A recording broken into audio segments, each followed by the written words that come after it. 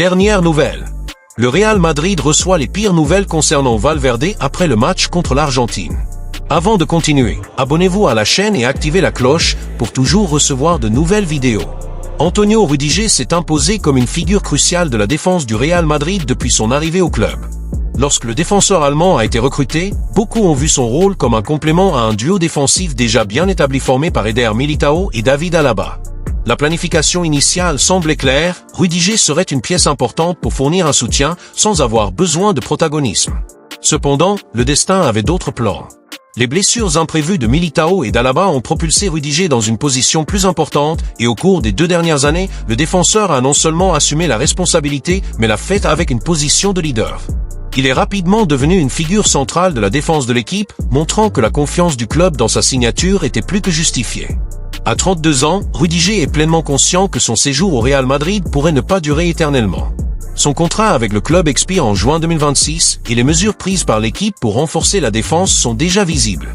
Le scénario à Madrid n'est plus le même depuis son arrivée. Le club a investi dans des jeunes prometteurs, comme Raúl Asensio, et recherche également activement des défenseurs supplémentaires pour renforcer le secteur défensif. Le retour de Militao, en pleine convalescence, aura certainement un impact direct sur la position de Rüdiger. Bien qu'il reste un élément important des plans de l'entraîneur Carlo Ancelotti, le défenseur sait que dans le football, le changement est inévitable et qu'une nouvelle phase pourrait approcher. Le club est conscient de cette situation, et le départ de Rüdiger, qui semblait impensable jusqu'à récemment, pourrait devenir une réalité dans les années à venir. Malgré son importance au Real Madrid, Rüdiger n'a jamais caché son amour pour l'Italie, le pays où il a construit une partie de sa carrière. Il a connu une période de formation cruciale en Serie A, et il est clair que la culture et le style de vie italien continuent de l'attirer. Dans le futur, qui sait si je reviendrai en Italie, a déclaré le défenseur, montrant qu'un retour dans le championnat où il a excellé n'est pas hors de question. En plus de son expérience footballistique, Rüdiger a toujours exprimé son appréciation pour la cuisine italienne, en particulier les célèbres pâtes et pizzas, qu'il considère comme l'une des meilleures choses de son séjour en Italie. Cette affection pour la culture locale et le championnat ne fait que renforcer la possibilité d'un retour au pays, surtout alors que son contrat à Madrid approche de sa fin. Outre les options de rester au Real Madrid ou de retourner en Italie, Antonio Rüdiger a également été approché par des clubs d'Arabie Saoudite, une région qui est devenue une destination de plus en plus attrayante pour les joueurs de haut niveau ces dernières années. Le football saoudien a investi massivement pour élever le niveau de compétition dans le pays, en proposant des contrats extrêmement lucratifs qui attirent de grandes stars du football mondial. Des joueurs de renom tels que Cristiano Ronaldo, Karim Benzema et N'Golo Kanté ne sont que quelques-uns des noms qui ont décidé d'accepter les offres des clubs saoudiens, recherchant non seulement une compensation financière importante, mais aussi l'opportunité de diriger la croissance du football au Moyen-Orient. Pour Rüdiger, les offres en provenance d'Arabie Saoudite sont certainement tentantes, compte tenu de la valeur financière élevée en jeu. Cependant, malgré la grande attractivité de ces propositions, le défenseur allemand semble encore plus enclin à suivre un chemin qui le ramène en Italie, où il a construit une partie importante de sa carrière et où la culture et le style de vie continuent de l'attirer.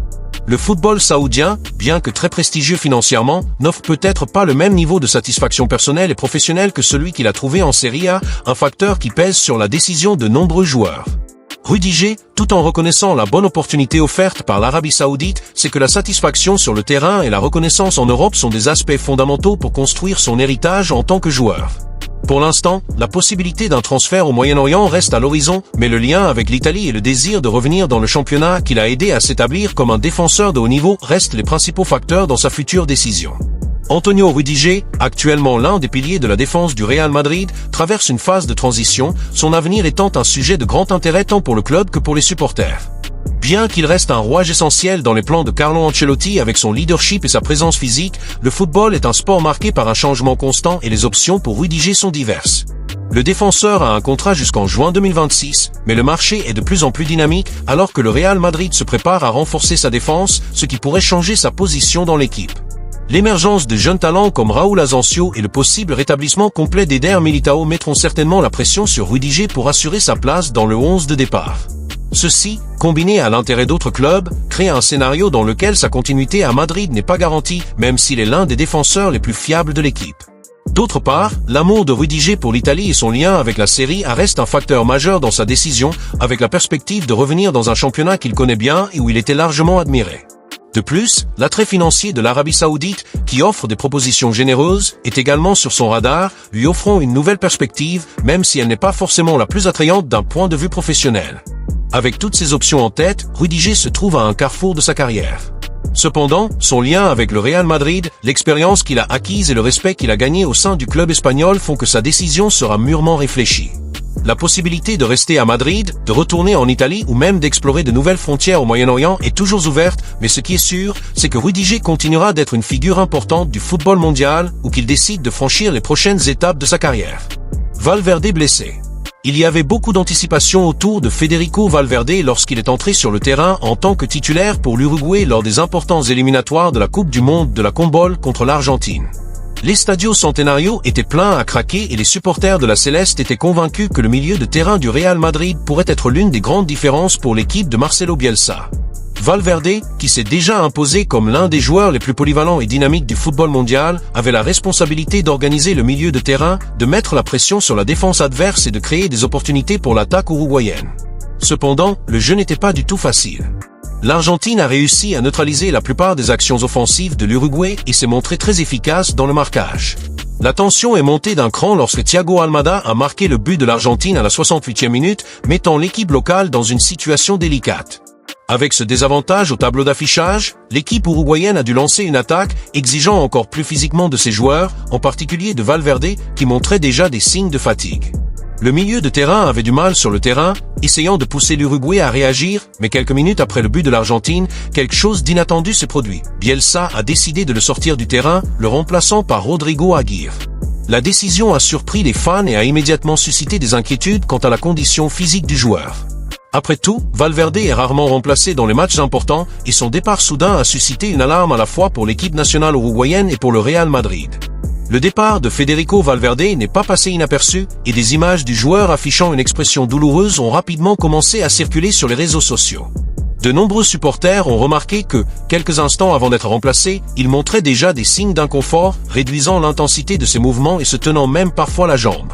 Selon les journalistes Marcos Durán et Lorena González, qui ont suivi le match de près, Valverde a signalé une sensation d'inconfort pendant le match, ce qui a peut-être conduit Marcelo Bielsa à prendre la décision de le remplacer. Il n'y a pas encore de diagnostic officiel sur la situation, mais le fait qu'un joueur avec le physique privilégié de Valverde montre des signes visibles de douleur est quelque chose qui génère une énorme inquiétude. Ce n'est pas la première fois que l'Uruguayen se retrouve dans ce genre de situation. Au cours des dernières saisons, il a été l'un des joueurs les plus exigeants physiquement, tant pour le Real Madrid que pour l'équipe nationale uruguayenne. Son style de jeu, basé sur l'intensité, l'explosion et le dynamisme, finit par faire des ravages au fil du temps. Ces derniers mois, Valverde a déjà dû faire face à quelques blessures et à des inconforts musculaires, ce qui a conduit Carlo Ancelotti à adopter une approche plus prudente avec lui. L'entraîneur italien avait déjà décidé de le laisser au repos lors de certains matchs de Liga, comme les affrontements contre Gérone et la Real Sociedad, ainsi que de le laisser hors du duel contre le Betis début mars. Malgré tout, le milieu de terrain continue d'être un joueur clé dans les matchs importants, comme on l'a vu en Ligue des Champions lorsqu'il a participé à la victoire contre l'Atlético de Madrid.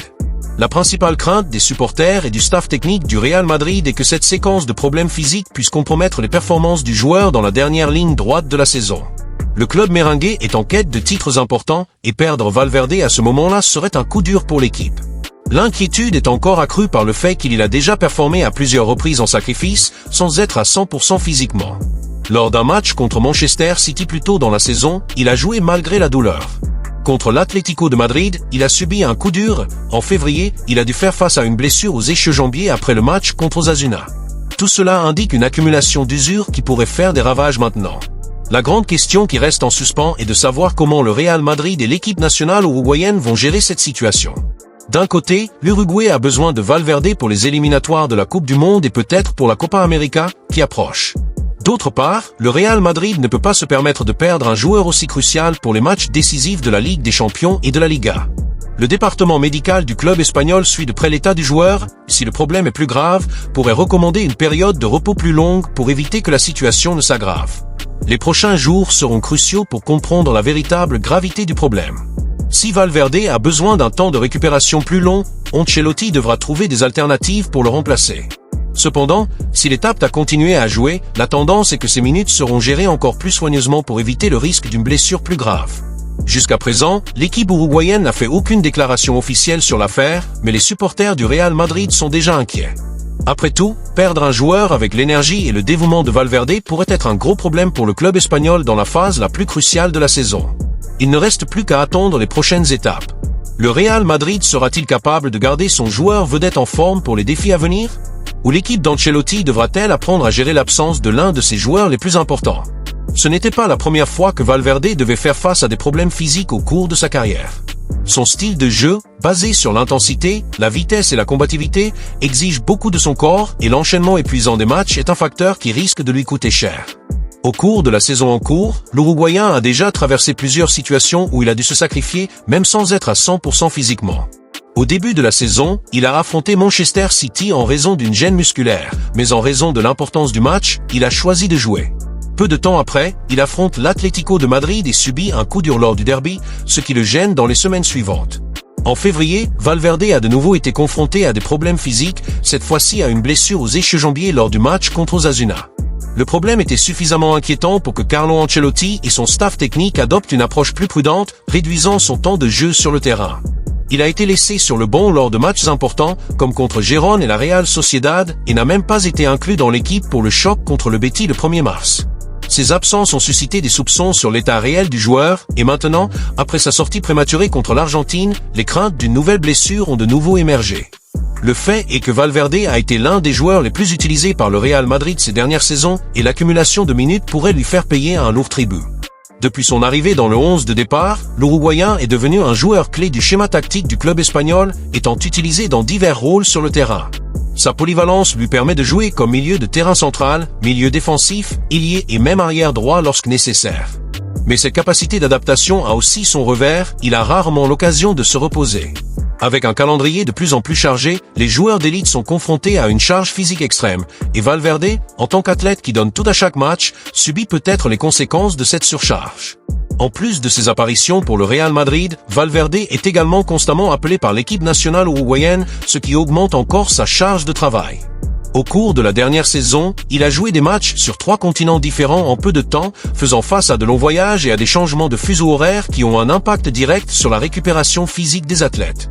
À plusieurs reprises, l'Uruguayen a démontré son esprit combatif en jouant malgré la douleur, quelque chose qui est admiré par les fans, mais qui peut aussi être nocif à long terme. La grande préoccupation maintenant est de savoir si Valverde sera capable de rester en bonne santé jusqu'à la fin de la saison. Alors que le Real Madrid est en compétition pour les titres majeurs, l'équipe a besoin de ses meilleurs joueurs en pleine forme physique et une éventuelle absence de l'Uruguayen serait un gros problème pour Carlo Ancelotti. L'entraîneur italien a déjà montré qu'il avait l'intention de gérer les minutes de